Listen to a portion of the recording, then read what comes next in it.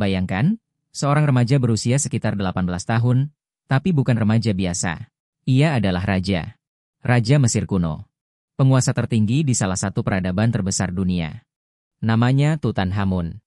Namun, inilah hal yang membuatnya terkenal, bukan karena kejayaannya, melainkan karena kematiannya. Ia meninggal secara tiba-tiba, tanpa catatan perang, tanpa laporan penyakit.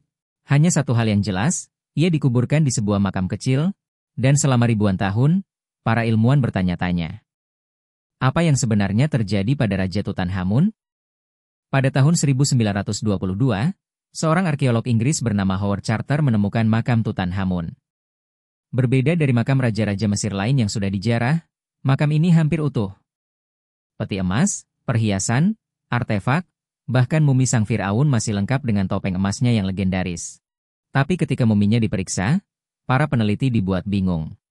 Tengkoraknya memiliki bekas tekanan misterius di bagian belakang.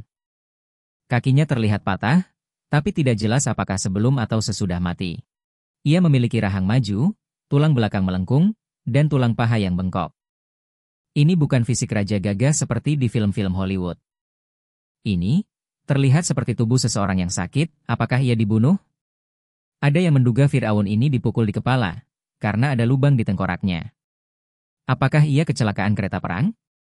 Peneliti dari tim Dr. Chris Naunton pada tahun 2013 bahkan mencoba mensimulasikan tabrakan kereta kuda, dan hasilnya mirip dengan kondisi patahan tubuh Tutankhamun.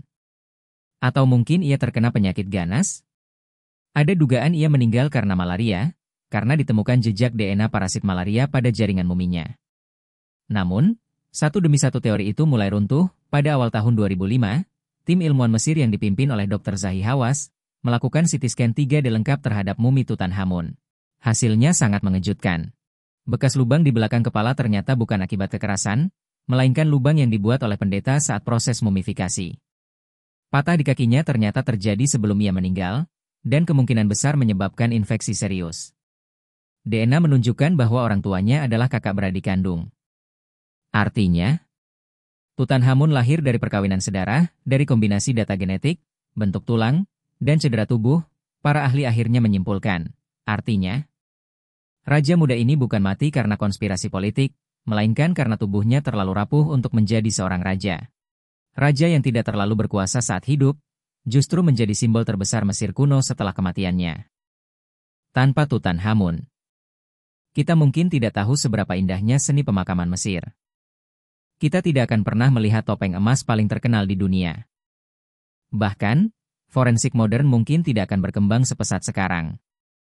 Jadi lain kali kamu melihat gambar topeng emas Tutankhamun, ingatlah, di balik kemewahan itu, tersembunyi kisah seorang remaja sakit.